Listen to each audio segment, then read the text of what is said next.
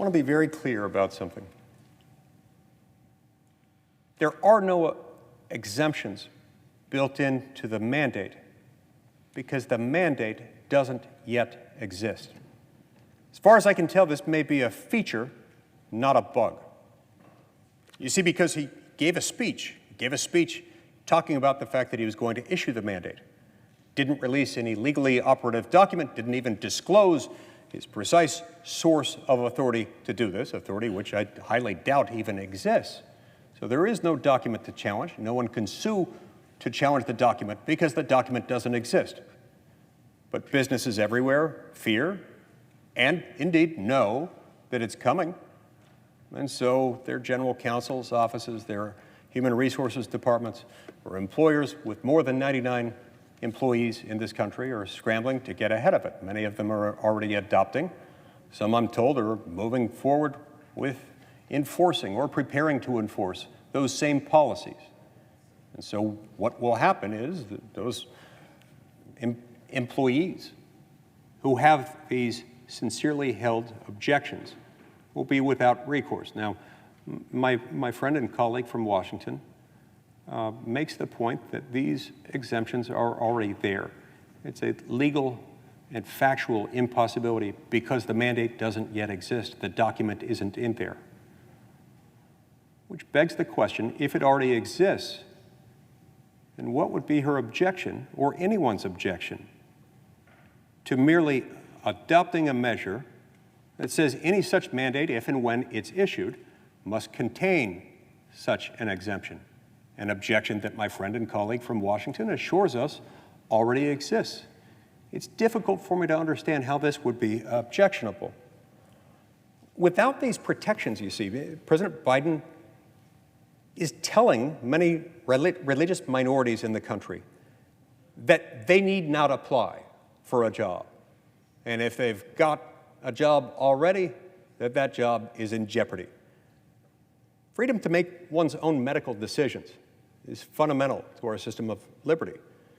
The economic impact of the mandates is going to hamper our economic recovery as workers are forced to make hard decisions. Here, we're talking specifically about objections rooted in religious or other sincerely held personal beliefs. If, in fact, that exemption already exists, that protection is already there, which it isn't, because it can't be, because the document itself doesn't exist, then why not embrace it? Why not accept it? Why not acknowledge it in law? I struggle to imagine what harm could come from protecting religious minorities in this country. And I'd find it very discouraging, very distressing, that this body, the United States Senate, wouldn't want to do everything we possibly could to make that happen. Another word about the fact that it doesn't yet exist. The mandate isn't there. Because it's not there, employers with more than 99 employees around the country are being forced to guess as to what it might mean, and a whole lot of them are already preparing their own policies, in some cases already adopting them and enforcing them based on their own anticipation of what the mandate might be. What this means as a practical matter is that you can't sue anyone. You can't sue any administrator in the Biden administration or elsewhere in the federal government who's going to be enforcing this, because you don't know what they're going to be enforcing. There isn't a dispute ripe for adjudication in any court anywhere because we don't know what that is. For many people, this entire exercise could be rendered moot in the meantime. Not just moot in the sense that the court would lack Article III jurisdiction to entertain the dispute in question, but moot in the sense that they might lose their job.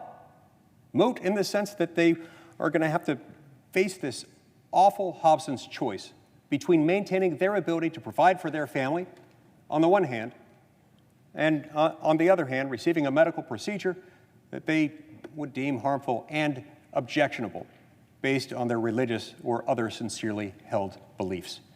This, Mr. President, is not American. This, Mr. President, is not acceptable. And this, Mr. President, is not and cannot possibly be constitutional. We should be able to do this.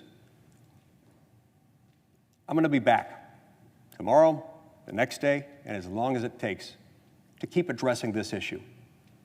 Freedom matters, and the Constitution matters. President Biden has ignored them both. Thank you, Mr. President.